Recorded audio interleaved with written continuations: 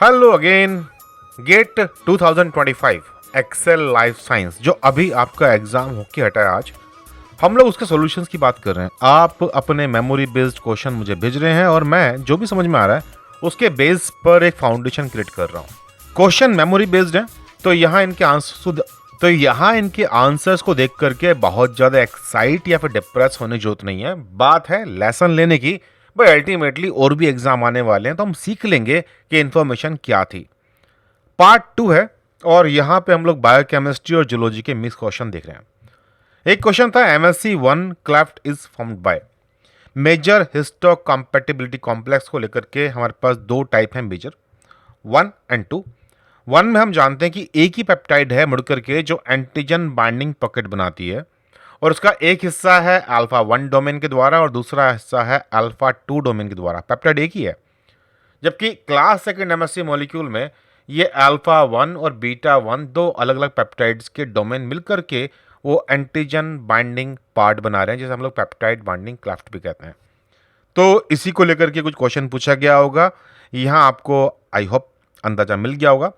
वैसे भी क्वेश्चन में अल्फा बीटा की बात ज़्यादा कर रखी है और एक ही में कर रखा है अल्फा 1 और अल्फा 2।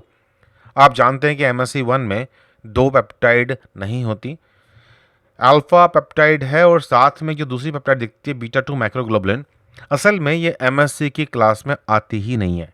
ये तो केवल बेचारी स्ट्रक्चरल सपोर्ट देने आई है क्लास 1 MSc मॉलिक्यूल को। अब एक क्वेश्चन था, if the two pK values are 2.64 and 9.36 then isoelectric point of the valine will be. आसान क्वेश्चन था। pK1 plus pK2 divide by 2 की स्टोरी होती है जब हम लोग आइसोइलेक्ट्रिक पॉइंट की बात करते हैं। देखिए, अगर अमीनो एसिड एसिडिक नहीं है या फिर बेसिक नहीं है तो कैलकुलेशन सिंपल है।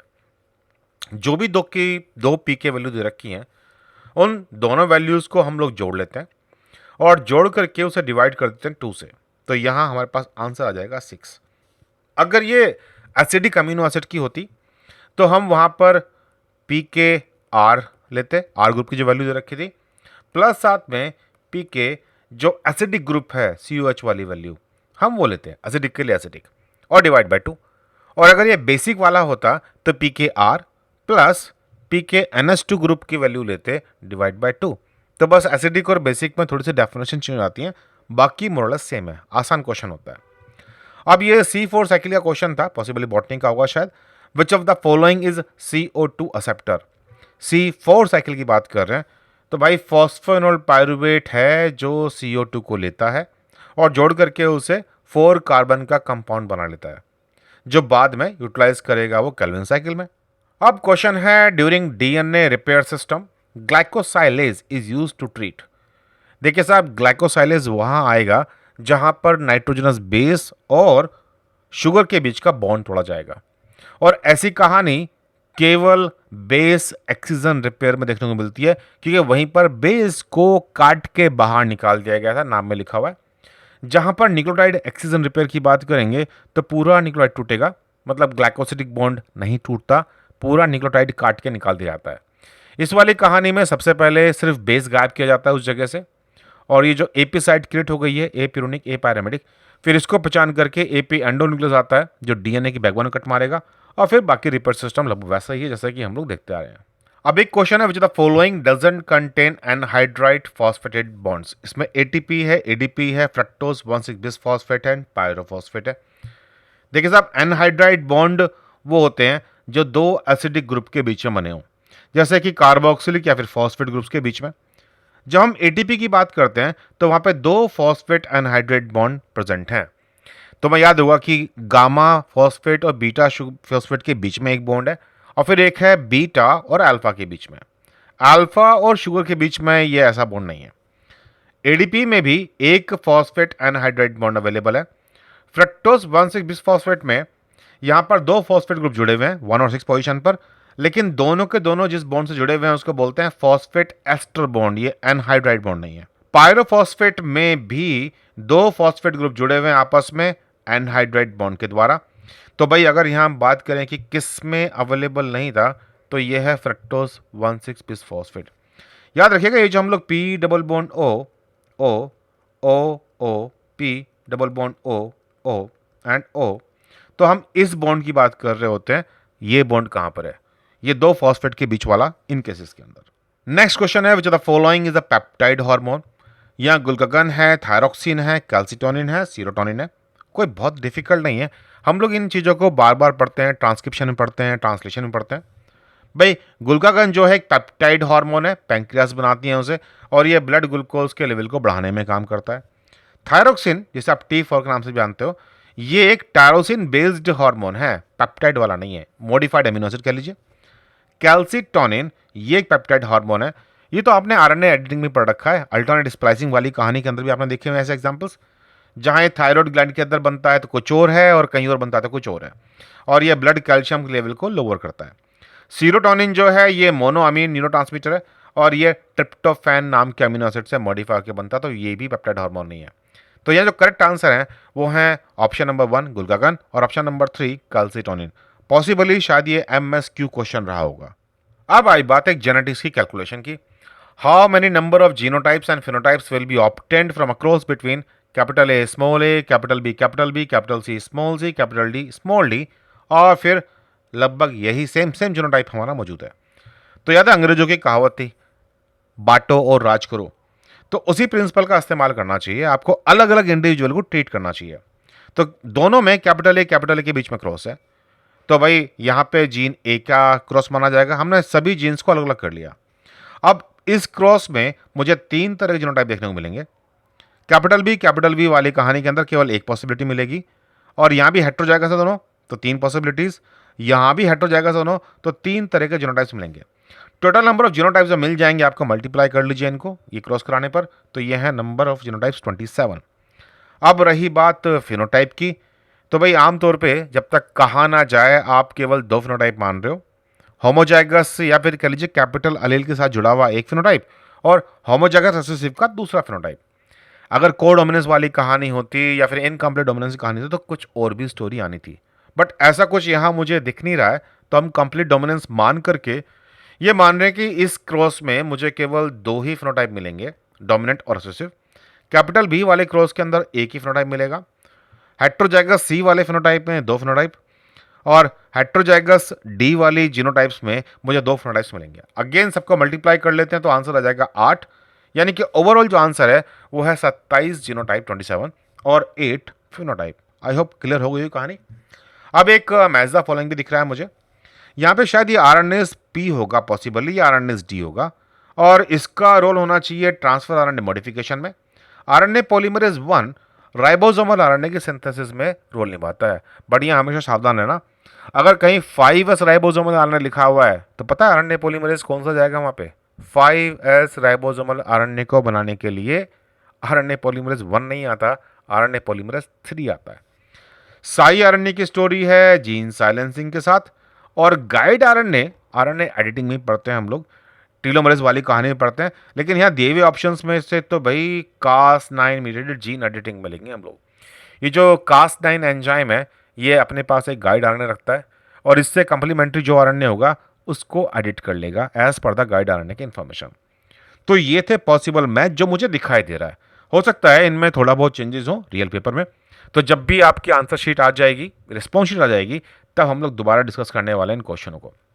अब एक क्वेश्चन ये भी था कि in a population number of individuals for allele capital A. अब एक क्वेश्चन था कि in a population number of individuals for allele small a are, मतलब होमोजाइगस रिसेसिव के लिए 1 in 10,000 है। फ्रीक्वेंसी क्या होगी कैपिटल ए अलील की? तो भाई समझ में आ गया होगा, हार्डी विनबर्ग की बात कर रहे हैं हम लोग। हार्डी विनबर्ग में 2 कंडीशंस हैं, P + Q = 1, जब हम अलील फ्रीक्वेंसी की बात कर रहे हैं। भाई हम ये मानते हैं कि 2 अलील सिस्टम है, एक डोमिनेंट एक रिसेसिव, और तीसरी अलील होती नहीं है। तो पूरी पॉपुलेशन में जितनी भी अलील होंगी वो डोमिनेंट एंड रिसेसिव मिलाकर के यही है 100%। फिर दूसरा है कि जो भी पॉपुलेशन होगी, अगर हार्डी विनबर्ग की पॉपुलेशन है तो वो 3 हिस्सों में बटी होगी, P² + 2PQ + Q²। P² मान लीजिए कि ये है होमोजाइगस डोमिनेंट, 2PQ हेट्रोजाइगोट्स, और Q² मान लीजिए ये है रिसेसिव। अब यहां पर हमें हर एक की फ्रीक्वेंसी अगर दे रखी हो तो हमारा काम बन जाता है, बट इस केस में मत भूलो क्वेश्चन में तुम्हारे जो फ्रीक्वेंसी दी गई है वो दी गई है स्मॉल ए मतलब Q² की, जो कि 1 इन 10,000 है, या फिर इसे सॉल्व कर लें हम लोग तो ये है 0.0001। अब क्यू स्क्वायर निकालने के लिए अंडर रूट कर लीजिए इसका, तो आंसर निकल के आ जाएगा 0.01। ये है फ्रीक्वेंसी स्मॉल ए की। और कैपिटल ए की फ्रीक्वेंसी निकालने के लिए जो पहला वाला रूल था P + Q = 1, वहां पर आप Q की वैल्यू डाल लीजिए और P निकल के आ जाएगा आपके पास 0.99। तो आपने कैपिटल ए की फ्रीक्वेंसी निकाल ली, वो है 0.99 या फिर 99%। ये था हार्डी विनबर्ग का क्वेश्चन। गेट 2026 बीटी और एक्सेल की प्रिपरेशन शुरू हो चुकी है। आप भी आई फ्लाई के साथ जुड़कर अपने एग्जाम्स की तैयारी कर सकते हैं। आई फ्लाई क्लासेस ज्वाइन करने के लिए मुझे व्हाट्सएप कीजिए 9013902981। चलो फिर चलते चलते एक छोटा सा वीडियो और देख लेते हैं, जो आने वाले CSIR नेट के मोस्ट इंपोर्टेंट टॉपिक सीरीज का ही पार्ट है। चलो शुरू करते हैं। आप चलो थोड़ी सी और बातें कर लेते हैं जियोलॉजिकल टाइम स्केल्स को लेकर के। यार अपनी धरती के बारे में हम बहुत पहले से जानते हैं, जब से हम पैदा हुए हैं लेकिन दुनिया तो धरती को लेके हमेशा फैसिनेट रही है। कभी कहा धरती फ्लैट है, कभी कहा धरती गोल है, कभी कहा हम अकेले हैं, तो कभी तो कहा भाई बहुत कुछ और भी है। बट भगवान का शुक्र है कि जितने भी ऑर्गेनिज्म थे चलते फिरते अपने निशान छोड़ गए, और उन्हीं निशान को पढ़ पढ़ के हमें समझ में आया कि धरती आज जैसी दिखती है वो है कैसी। लॉजिक्स क्या है? जब भी हम धरती के प्रीवियस हिस्ट्री की बात करते हैं तो घूम फिर के डायनासोर हमारे सामने आते हैं, और उसके लिए हमें धन्यवाद देना होगा भाई Jurassic world, Jurassic park movie series को। उन्होंने डायनासोर को ऐसे निकाल के दिखाया हमें कि हम खुद फैसिनेट हो गए। इंडीड ऐसे ही बहुत सारे ऑर्गेनिज्म इस धरती पर रहे हैं, अकेले डायनासोर नहीं। बहुत बार बहुत सारे ऑर्गेनिज्म आए, सोचा हम ही हम हैं, बाकी सारे कम है, बट फिर गायब हो गए। हम इस टाइम भी एक बहुत बड़ी एक्सटेंशन ईरा में से गुजर रहे हैं, और कारण इस बार ग्लोबल वार्मिंग को तो हमने बना रखा है, बट सबसे बड़ी कारण है हम खुद। चलो आई फ्लाई के साथ शॉर्ट, एक्यूरेट, फास्ट और एफिशिएंट तरीके से थोड़ा समझ लेते हैं धरती कैसे बनी, कैसे हम तक बात पहुंची। थोड़े से ज्ञान के दरवाजे खोल लेते हैं जो एग्जाम में काम भी आने वाले हैं। इस चैप्टर में हम लोग रिव्यू करेंगे हिस्ट्री ऑफ अर्थ को। इन स्लाइड्स का पर्पस है कि हम कम से कम टाइम में ये समझ सकें कि जो इवोल्यूशन में इवेंट्स हुए हैं वो कब हुए हैं और किस किस टाइम में क्या खास इवेंट्स थे। तो स्टोरी शुरू होती है प्री कैम्ब्रियन में। प्री कैम्ब्रियन वो पीरियड है जब धरती बनी और लाइफ की फॉर्मेशन हुई। तो लगभग 4.6 बिलियन साल पहले हमारी धरती का ओरिजिन हुआ है, और इस टाइम धरती पर पानी नहीं है। तो इंडिड अगले कुछ सालों के अंदर जबरदस्त लेवल पर मीटेओराइट्स धरती पर स्ट्राइक किए। मीटेओराइट्स के साथ में क्रिस्टल के रूप में पानी आया, और उस पानी से धरती ठंडी होनी शुरू हुई। इसी टाइम सबसे पहले पत्थर फॉर्म हुए, क्योंकि उससे पहले जो पत्थर थे वो सब मोल्टन फॉर्म में थे, लावा की फॉर्म में। इसलिए सबसे पुराना जो पत्थर हमें पता है वो 4.3 बिलियन साल पुराना है। 3.8 बिलियन साल पहले एक बार फिर मीटेओराइट्स लाइफ फॉर्म लेके आए। पहले वो पानी लेकर के आए थे, और इस बार वो अपने साथ ऑर्गेनिक मॉलिक्यूल्स लेके आए। वो मॉलिक्यूल्स जो जुड़ करके आपस में सेल की तरह के स्ट्रक्चर्स बने, जिन्हें हम कॉन्सरवेट्स के नाम से जानते हैं। और बाद में यही कॉन्सरवेट्स मॉडिफाइड होकर के पहले प्रोकैरियोट्स में कन्वर्ट हुए। इस टाइम एनवायरनमेंट में सिर्फ कार्बन डाइऑक्साइड है, मीथेन है, हाइड्रोजन गैस है, अमोनिया है, लेकिन ऑक्सीजन नहीं है। अगले कई अरब साल तक ये माइक्रोब्स धरती पर इस एडवर्स एनवायरनमेंट के अंदर जीते रहे, और धीरे धीरे इन्होंने इवॉल्व करना सीख लिया कि ऑक्सीजन कैसे बनाते हैं। इंडिया 2.8 बिलियन साल पहले ऑक्सीजन बनाना सीख चुके थे ऑर्गेनिज्म। आज भी इनमें से कुछ ऑर्गेनिज्म हमें मिलते हैं स्टेमेटोलाइट्स के रूप में।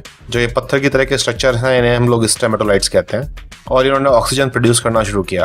अब एनवायरनमेंट में ऑक्सीजन की मात्रा बढ़ने लगी थी, और एक बार फिर माइक्रोब्स ने दोबारा अपने आप को मॉडिफाई किया, और अब लगभग 2.1 बिलियन साल पहले वो यूकैरियोट्स में कन्वर्ट होना शुरू हुए।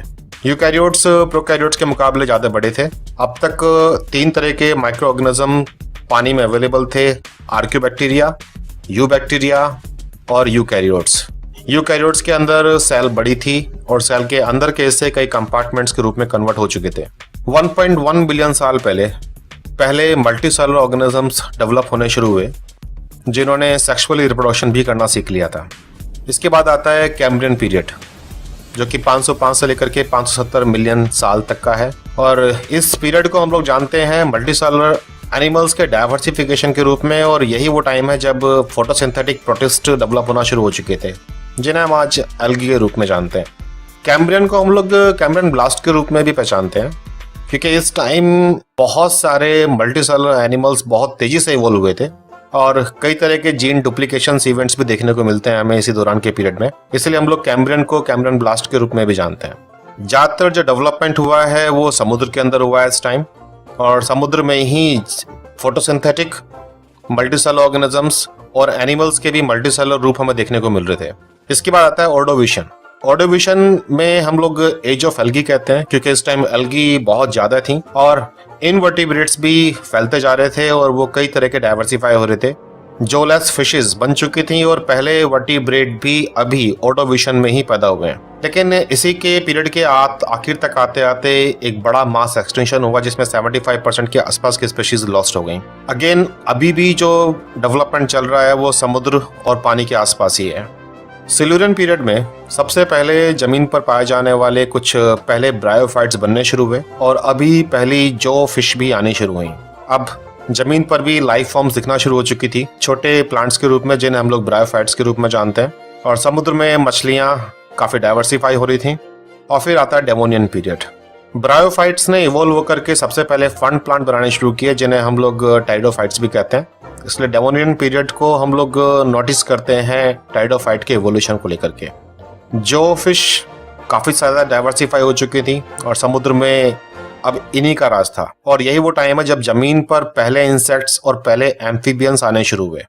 नो डाउट ये टाइम पीरियड वो है जब जमीन पर भी खाने पीने के लिए प्लांट्स अवेलेबल हैं, तो पानी से निकल करके ऑर्गेनिजम्स ने जमीन की तरफ चलना शुरू कर दिया था, इसलिए एम्फीबियंस भी आ चुके हैं इस टाइम। कार्बोनिफेरस ये वो पीरियड है जिसमें पाए जाने वाले पेड़ बाद में चल के जब डिस्ट्रक्शन हुआ उनका, तो वो फॉसिलाइज्ड होकर के आज की तारीख में जो हम फॉसिल फ्यूल इस्तेमाल करते हैं, पेट्रोल, कोल, ये सब इन्हीं का है। इसमें से खास तौर से जो कोयला हम इस्तेमाल करते हैं ये इसी टाइम पाए जाने वाले क्लब मॉसेस, हॉर्स टेल्स और फंस, ये इन्हीं का फॉसिल फॉर्मेशन के कारण बना है।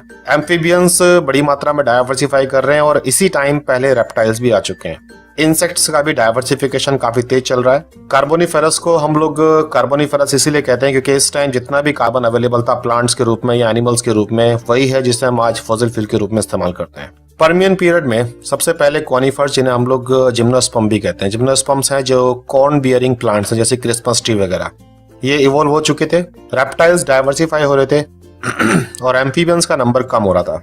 इस टाइम जबरदस्त मास एक्सटिंक्शन भी हुआ जिसमें 90% ऑफ लैंड स्पीशीज गायब हो गई। इंडियड जब भी कभी एक्सटिंक्शन होता है तो हमेशा जो नेक्स्ट स्पीशीज है उनको आने का मौका मिलता है, इसलिए Triassic period age of gymnosperm कहलाता है और यहीं पर पहले एंजियोस्पर्म भी डेवलप हुए। ट्राइसिक पीरियड में पहले मैमल, पहले डायनासोर दोनों आ चुके थे। समुद्र में कोरल्स भी बन चुके थे। हालांकि इस पीरियड के आखिर में एक बार फिर मास एक्सटिंक्शन देखने को मिला, लेकिन फिर भी ट्राइसिक पीरियड को हम लोग जानते हैं एज ऑफ जिम्नोस्पर्म्स के रूप में और एज ऑफ डायनासोर्स के रूप में। हालांकि डायनासोर्स का जो सही टाइम है वो आता है ट्राइसिक पीरियड में, लेकिन उससे पहले हमारी धरती के सारे कॉन्टिनेंट सब जुड़ करके आपस में एक बड़े लैंड मास के रूप में थे जिसे हम पेंजिया के रूप में जानते थे। जैसे आज Africa, south America, north America सब अलग अलग है, लेकिन इस टाइम सब एक साथ। अगर आप ध्यान दे सको तो भारत, इंडिया एक आइलैंड के रूप में जुड़ा हुआ है इस पार्ट के साथ। जुरासिक ईरा, जैसे हम लोग डायनासोर की एज भी कहते हैं, और इस टाइम सबसे पहली बर्ड भी डेवलप हो चुकी थी। साइकेड्स और दूसरे जिम्नोस्पर्म्स बड़ी मात्रा में थे और सही मायने में ये एक परफेक्ट एनवायरनमेंट था बड़े रेप्टाइल्स को सरवाइव कराने के लिए। इसी दौरान बीच में कहीं रेप्टाइल से ही बर्ड्स इवॉल्व हुई हैं। हालांकि देखिए उड़ने वाले जो जीव हैं उन्हें हम इंसेक्ट्स के रूप में पहले देख चुके हैं कार्बोनिफेरस पीरियड में, लेकिन जिन्हें आज हम बर्ड्स के रूप में जानते हैं इनका इवोल्यूशन शुरू हुआ है जुरासिक पीरियड से। इस टाइम जो पेंजिया नाम का लैंड मास था वो दो बड़े हिस्सों में टूट करके अलग हट रहा है, जिसे हम लोरेशिया और गोंडवाना के नाम से जानते हैं। ये थ्योरी को हम लोग टेक्टोनिक शिफ्ट या कॉन्टिनेंटल ड्रिफ्ट थ्योरी के नाम से जानते हैं। ये इसी की बेस पर हम आज भी अपने जो अर्थक्वेक्स हम महसूस करते हैं हम उनको आज भी इसी थ्योरी के अकॉर्डिंग डिफाइन करते हैं। क्रिटेशियस पीरियड में ये माना जाता है कि एक बहुत बड़ा मीटोराइट धरती से आगे टकराया और उससे एक जबरदस्त मास एक्सटिंक्शन हुआ जिसमें डायनासोर्स भी मारे गए। हालांकि समहाउ प्लेसेंटल मैमल यहाँ बने और वो बच भी गए इस डिसास्टर से। इस मास एक्सटिंक्शन के बाद उन्हें मौका मिला और यहीं से मैमल्स की शुरुआत हुई। यही वो टाइम है जहाँ पे फ्लावरिंग प्लांट्स भी स्प्रेड कर चुके हैं जो जुरासिक पीरियड में डेवलप हुए थे, और मॉडर्न इंसेक्ट्स का ग्रुप भी यहीं आया है। यह माना जाता है कि जो मीटोराइट धरती से आके टकराया था उसने काफी बड़े लेवल पर डिस्ट्रक्शन किया, जिससे डायनासोर्स उस बदलते हुए एनवायरनमेंट में सर्वाइव नहीं कर पाए। फिर आता है पिलियोजीन। पिलियोजीन मॉडर्न एनवायरनमेंट है जिसमें एंजियोस्पर्म्स, डाइवर्सिफाई हुए हैं, ट्रॉपिकल सब ट्रॉपिकल रेन फॉरेस्ट बने हैं, ग्रासलैंड्स बने हैं, मोनोकॉट्स इवॉल्व हुए हैं, मैमल्स, प्राइमेट्स, ये सब पेलोजीन के अंदर ही डेवलप हुए हैं। जो आज का हमारा प्रेजेंट टाइम है उसको हम लोग नियोजीन या होलोसीन भी कहते हैं। इससे हम लोग एज ऑफ ह्यूमन सिविलाइजेशन कहते हैं और सही मायने में ये एज ऑफ डिस्ट्रक्शन है, क्योंकि जितने बड़े लेवल पर हम लोग इस टाइम स्पीशीज को गायब होते हुए देख रहे हैं, इतने बड़े लेवल पर पहले कभी हम लोगों ने देखा नहीं है। बेशक हम लोग इस टाइम में जी रहे हैं तो हमें इसका भी आइडिया नहीं है। देखिए, एग्जाम में समराइज करने के लिए कुछ एक पीरियड्स की खास बातें होती हैं। तो सबसे पहले तो हमें अपने पीरियड्स याद होने चाहिए सीरीज में। तो जैसे हम लोगों ने एक शॉर्ट फॉर्म बनाया हुआ है P, cos, Deka, petri, Zucker. ये पहले अल्फाबेट्स सिंगल अल्फाबेट या फिर पहले 2 अल्फाबेट का इस्तेमाल किया है क्या, जितने भी पीरियड्स हैं। आप अपने अकॉर्डिंग जो भी बनाना चाहो बना सकते हो। तो सबसे पहला आता है हमारा प्री कैम्ब्रियन, जिसमें हमें याद करना है आर्कियोबैक्टीरिया, बैक्टीरिया, यूकैरियोट की बात, ऑक्सीजन प्रोडक्शन की बात, पानी कहाँ से आया, लाइफ कहाँ से आई। इसे हम लोग एक्स्ट्रा टेरेस्ट्रियल ओरिजिन भी कहते हैं और यही वो पीरियड है जब मल्टीसेलर ऑर्गेनिज्म बने भी थे। कैम्ब्रियन को कैम्ब्रियन ब्लास्ट के साथ याद कीजिएगा, क्योंकि इस दौरान सबसे ज्यादा स्पीशीज का डाइवर्सिफिकेशन देखने को मिला है। यही वो टाइम है जब एल्गी और मल्टीसेलर अपने चरम पर थे।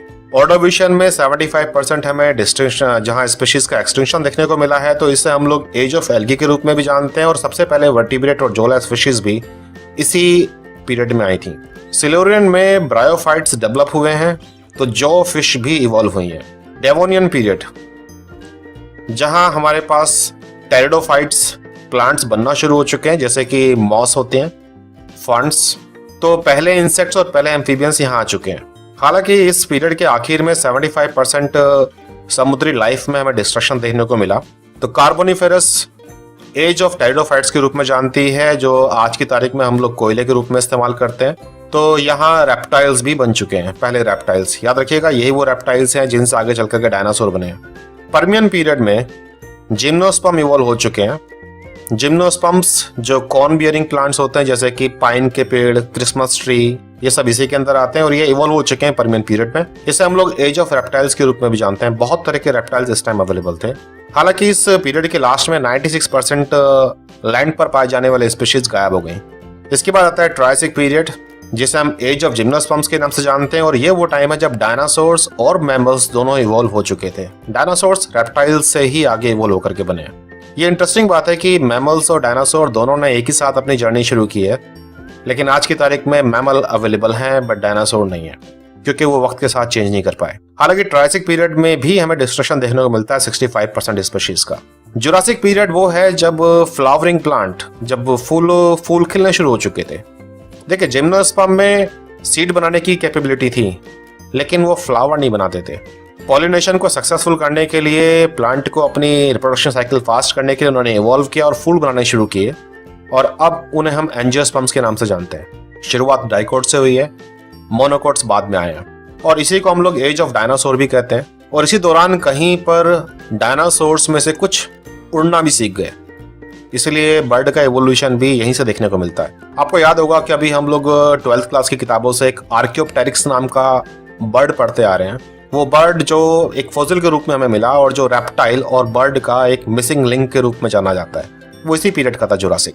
क्रिटेशियस पीरियड, जब मीटेओराइट धरती से आके टकराया और इस टाइम बड़े लेवल पर मास डिस्ट्रक्शन हुआ और जमीन पर पाए जाने वाली लगभग सभी स्पीशीज गायब हो गई थी। डायनासोर सारे गायब हो चुके थे, 76% के आसपास स्पीशीज लॉस्ट हुई हैं, लेकिन मैमल्स बचे रह गए और इसी दौरान प्लेसेंटल मैमल इवॉल्व हुए और आगे आने वाले पीरियड्स में यही प्लेसेंटा वाले मैमल्स प्राइमेट्स में कन्वर्ट हुए, जिन्हें हम लोग मंकीज और उनकी फैमिली के रूप में जानते हैं और फिर उन्हीं से चल करके ह्यूमन सिविलाइजेशन तक हमारी बात पहुंची। इंडियन ह्यूमंस को बने हुए काफी साल हो चुके हैं, लगभग 20 लाख साल, लेकिन हमें ह्यूमन सिविलाइजेशन का पिछले करीब 4-4.5 हजार साल का ही लेखा जोखा पता है।